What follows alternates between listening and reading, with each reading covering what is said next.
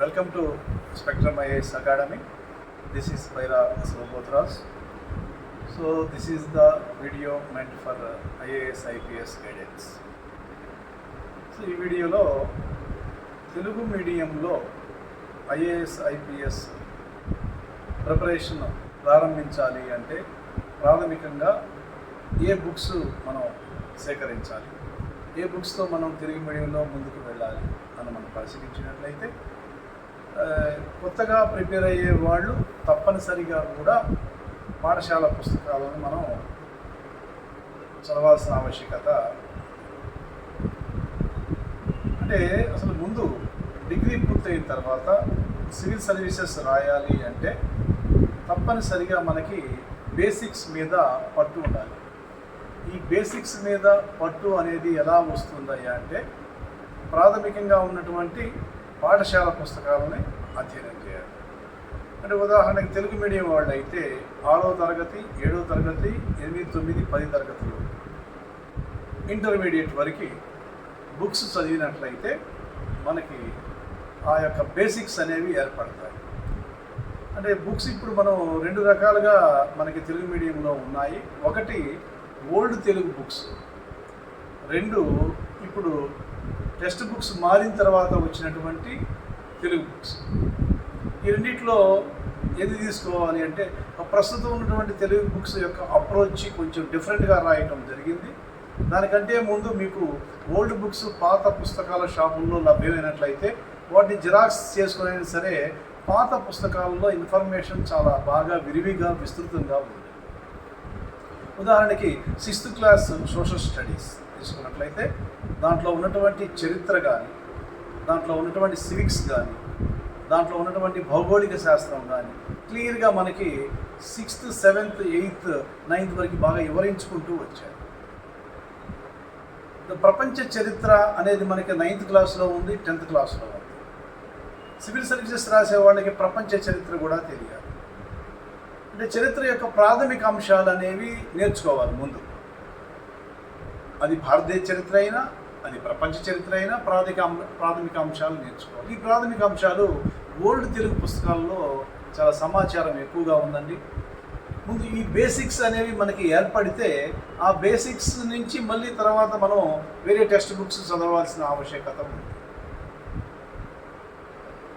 ఉదాహరణకి చూసినట్లయితే మనకి సివిక్స్ తీసుకున్నట్లయితే సివిక్స్లో ఉన్నటువంటి దాన్ని మనం పౌరశాస్త్రము అని చెప్పేసి అంటాం. సివిక్స్లో ఉండేటువంటి ప్రాథమిక అంశాలు అంటే ఆ యొక్క టెర్మినాలజీ, ప్రాథమిక అంశాలు రాజ్యాంగ పరిషత్ అని కానీ, రాజ్యాంగం అని కానీ, పౌరసత్వం అని కానీ, ప్రాథమిక హక్కులని కానీ, ఆదేశిక సూత్రాలని కానీ, సో ఇలాంటి అంశాలు, పార్లమెంటరీ తరహా ప్రభుత్వం కానీ, అధ్యక్ష తరహా ప్రభుత్వం, ఇలాంటి అంశాలన్నీ కూడా మనకి బేసిక్స్లో బాగా లభ్యమవుతూ ఉన్నాయి. చాలా బ్రీఫ్గా దాంట్లో కూడా ఎక్స్ప్లెయిన్ చేయడం జరిగింది. అదే ఎకనామిక్స్ కూడా ముఖ్యంగా కూడా ఎకనామిక్స్ నువ్వు అర్థం చేసుకోవాలంటే 6th క్లాస్ పుస్తకాల నుంచి మనం చదవాలి. So origin of economics, what is economics, what are the elements are there in economics, అంటే అర్థశాస్త్రంలో ఉండేటువంటి అంశాలు ఏంటి, ఇవన్నీ కూడా మనకి ఆర్థిక వస్తువులని, ఉచిత వస్తువులని, విలాస వస్తువులని, సో ఇలా మనకి బేసిక్స్ నుంచి మనకి వాంట్స్ దగ్గర నుంచి పెద్ద పెద్ద ఆర్థిక వ్యవస్థల వరకు కూడా ఇచ్చుకుంటూ వచ్చారు. అది ఏపీ ఆర్థిక వ్యవస్థ గురించి, భారతదేశ ఆర్థిక వ్యవస్థ గురించి, అసలు ఎకనామిక్స్ గురించి పూర్తిగా కూడా మనకి ఈ ప్రాథమిక పుస్తకాల్లోనే సమాచారం లభ్యమవుతుంది. అదే మీరు భౌగోళిక శాస్త్రాన్ని చూసినట్లయితే మనకి బేసిక్స్ అన్నీ కూడా మనకి చిన్న పుస్తకాల్లోనే బాగా ఉన్నాయి. 6th, 7th, 8th, 9th చూసినట్లయితే మీరు 9th వరకు మొత్తం బేసిక్స్ అన్నీ తెలుసుకున్న తర్వాత 10th క్లాస్కి రావాలి. 10th క్లాస్లో సమగ్రంగా ఇండియన్ జాగ్రఫీ ఉంది, 10th క్లాస్లో మనకి ప్రపంచ చరిత్ర ఉంది, 10th క్లాస్లో మనకి పౌరశాస్త్రం ఉంది, 10th క్లాస్లో మనకి అదేవిధంగా ఆర్థిక వ్యవస్థ గురించి.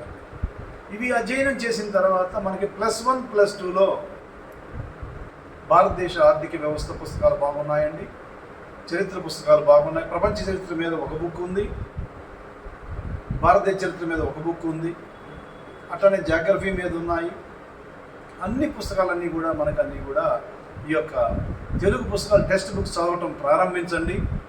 ఈ ప్రిపరేషన్ అనేది మీకు నెక్స్ట్ రాయబోయేటువంటి ఇతర పోటీ పరీక్షలకి, అంటే క్రింది స్థాయి పోటీ పరిస్థితులు, అంటే గ్రూప్ 1 కావచ్చు, లేదా గ్రూప్ 2 కావచ్చు, లేకపోతే మీకు టీటీసీ బీఈడీ లాంటివి ఉంటే డిఎస్సి కావచ్చు, కింది స్థాయి ఉద్యోగాన్ని కూడా పొందడానికి అవకాశం ఉంటుంది. నేను చెప్పేది ఏంటంటే ఏదైనా సరే తప్పనిసరిగా మనం ఒక పెద్ద లక్ష్యాన్ని పెట్టుకొని ప్రారంభించేటప్పుడు చిన్న బేసిక్స్తో స్టార్ట్ చేయాలి. ఆ బేసిక్స్ అనేవి మనకి తెలుగు మీడియం వాళ్ళకి లోవర్ క్లాస్ తెలుగు మీడియం పుస్తకాల్లో లభ్యమవుతున్నాయి కాబట్టి సేకరించండి, చదవటం ప్రారంభించండి, చదువుతూ అండర్లైన్ చేసుకోండి. తర్వాత మీ సొంత నోట్స్ కొంచెం ఫ్రేమ్ చేసుకోండి. మీరు గిస్ట్గా ఏర్పాటు చేసుకున్నటువంటి నోట్స్ అనేది అది మీరు రిఫర్ చేసుకుంటే మీరు చదివిందంతా గుర్తొస్తుంది.